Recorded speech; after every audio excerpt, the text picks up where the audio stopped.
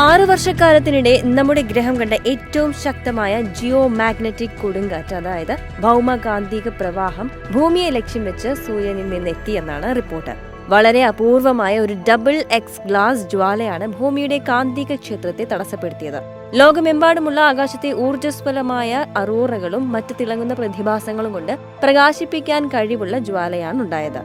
ഈ കാന്തിക പ്രഭാവം ഭൂമിയുടെ കാന്തിക മണ്ഡലത്തിലേക്ക് പ്രവേശിക്കുമ്പോൾ ഭൂമിയിലെ റേഡിയോ കമ്മ്യൂണിക്കേഷൻ സംവിധാനങ്ങളെ ഇത് ബാധിക്കുമെന്ന് വിദഗ്ധർ മുന്നറിയിപ്പ് നൽകിയിരുന്നു. സൂര്യൻ അതിന്റെ 11 വർഷത്തെ പ്രവർത്തന ചക്രത്തിന്റെ ഉച്ചസ്ഥായിയിലായിരിക്കാൻ സാധ്യതയുണ്ട് എന്നും സോളാർ മാക്സിമം എന്നറിയപ്പെടുന്ന ഈ സംഭവം വെളിപ്പെടുത്തുന്നത് ആ കാര്യമാണെന്നും ഗവേഷകർ പറഞ്ഞു.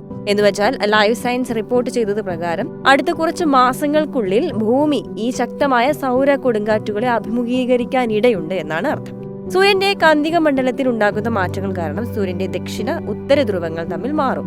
ആ സമയത്ത് സൂര്യനിൽ ഇത്തരം സൗരവാദം സൗരപ്രഭാമണ്ഡലത്തിൽ നിന്നുള്ള പ്ലാസ്മയുടെയും കാന്തിക മണ്ഡലത്തിന്റെയും പുറന്തള്ളൽ എന്നിവ ശക്തമാക്കും.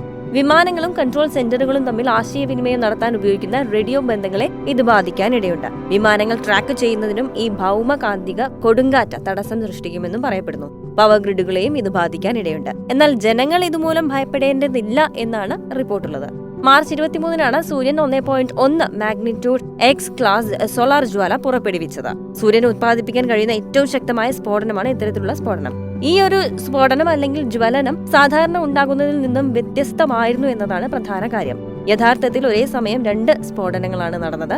ഇത് സിന്തറ്റിക് സോളാർ ഫ്ലെയർ എന്നാണ് അറിയപ്പെടുന്നതും. spaceweather.com എന്ന സൈറ്റ് പറയുന്നതനുസരിച്ച് AR3614, AR3615 എന്നീ 2 വ്യത്യസ്ത സൂര്യകണങ്ങളിൽ നിന്നാണ് ഈ സ്ഫോടനങ്ങൾ ഉണ്ടായത്. ഇരട്ട സ്ഫോടനത്തിന്റെ ഫലമായി ഒരു വലിയ പ്ലാസ്മയും റേഡിയേഷനും ബഹിരാകാശത്ത് രൂപീകരിക്കാനിടയായി. അതിനെ കൊറോണൽ മാസ് ഇജക്ഷൻ എന്നാണ് വിളിക്കപ്പെട്ടത്. മാർച്ച് 24-നാണ് ഇത് ഭൂമിയുടെ കാന്തിക മണ്ഡലത്തിൽ എത്തിയതും. ഈ സംഭവം നമ്മുടെ ഗ്രഹത്തിന്റെ അദൃശ്യ സംരക്ഷണ കവചത്തിലൂടെ ഷോക്ക് തരംഗങ്ങളായി വന്നു എന്നും അത് താൽക്കാലികമായി ഗ്രഹത്തെ ദുർബലപ്പെടുത്തിയെന്നുമാണ് ഗവേഷകരുടെ ഏറ്റവും വലിയ ആശങ്ക. ഓസ്ട്രേലിയയിലും ന്യൂസിലൻഡിലും അറോറ പ്രതിഭാസവും ഉണ്ടായി എന്നും റിപ്പോർട്ടുണ്ട്.